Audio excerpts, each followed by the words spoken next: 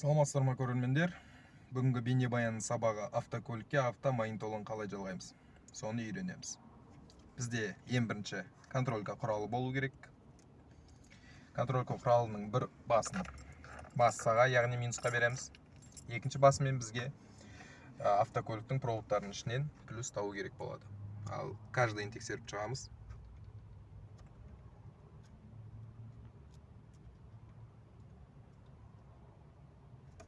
Бізде автокөліктің плюсы табылды.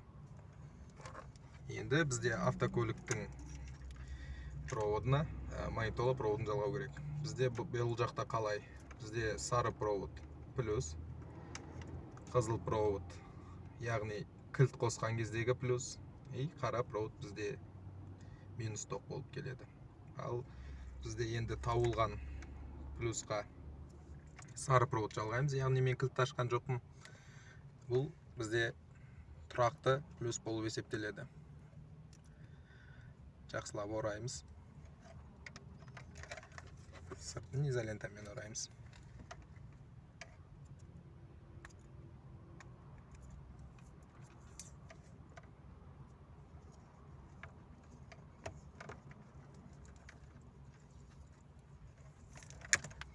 Ал енді біз екінші плюсті іздейміз. Яғни мен кілтті ашам, бірақ зажиганияға емес, аксессуарына қоямыз. Енді екінші плюс тоқты іздейміз.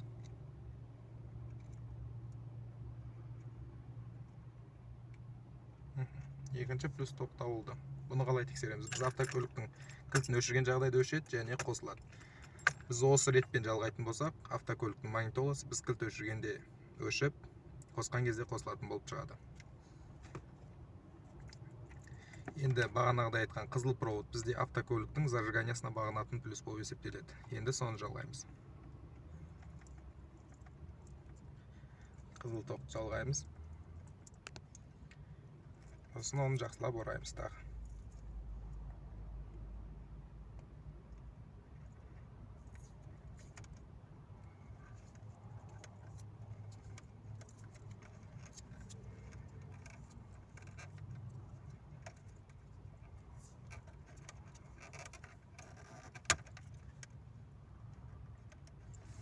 Енді бізге магнитолаға үшіншісі 2 плюс және де 1 масса керек болады.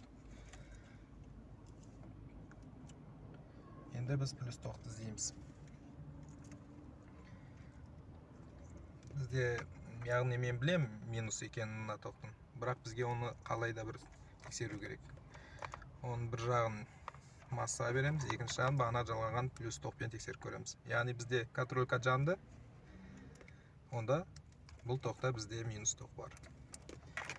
Ал мафонда бізде минус тоқтың түсі қара түс болып келеді. Яғни қараны қараға жалғаймыз. Әртүрлі әр машиналарда әртүрлі түспен кездеседі. Яғни біз оны контролька арқылы тексеріп білеміз. Бұны да жақсылап ораймыз.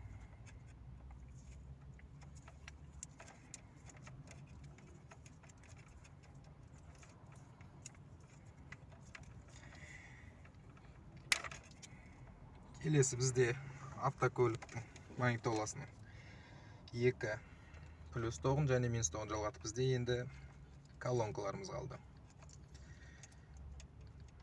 Бізде мафонда 4 шығысы бар, яғни 4 колонкаға жалғай аламыз. Көріп отқан түстеріңіз, яғни бізде бұяқта 8 провод және 2 бірдей түспен кездеседі.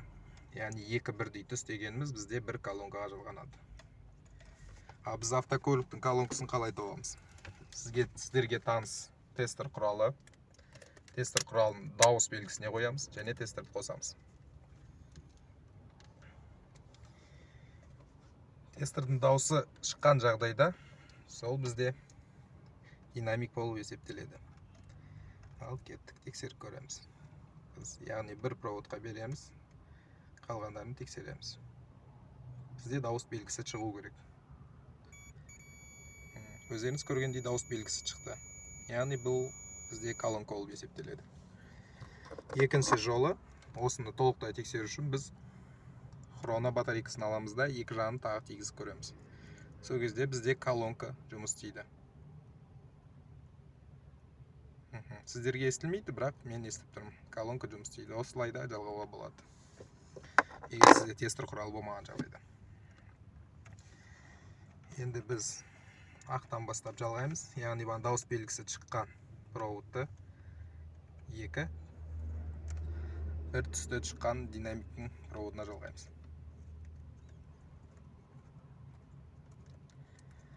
Осы ретпен бәрін жалғап шығамыз.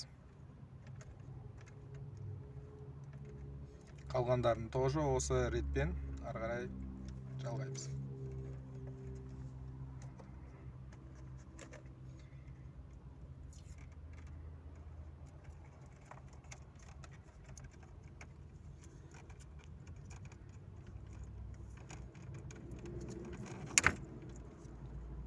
Жақсылап ораймыз.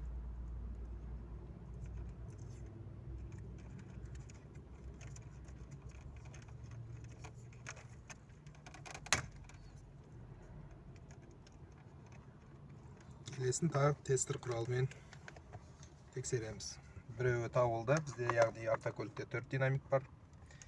Енді қалған динамиктер осы ретпен іздейміз. Біреусіне қоямыз, келесілерін тексеріп көреміз. Дауыс белгісі шыққан жағдайда сол динамикті магнитоланың проводтарына жалғаймыз.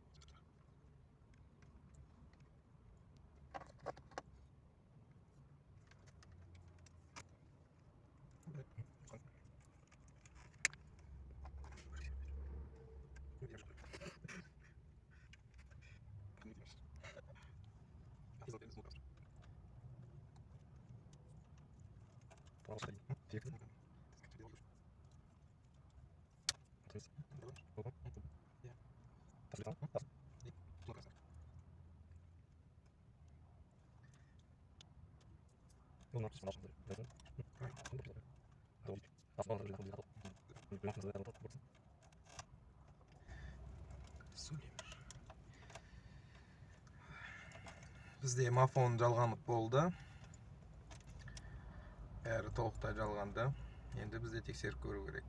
Екінші вариант тағы да бізде автокөлікті кілт қоспай қосқыңыз келсе, яғни постоянно мафон қосылатындай қылып жасаңыз келсе, мына қызыл проводты сарыға жалған проводқа жалғаймыз. Яғни бізде бағанағыда ең басында тексергендей автокөліктің зажиганиясын аспай плюсқа екеуін бірге қосып жалғай саламыз. Бізде разница сол. Енді мафонның өзін алып келеміз. Қосып көреміз, тексереміз.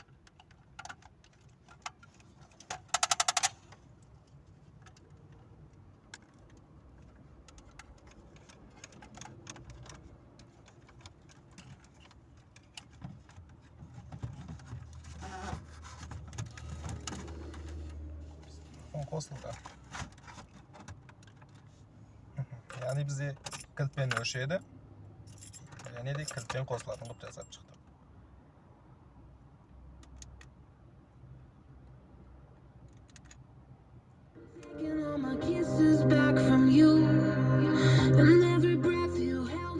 Жақсы жалғанды.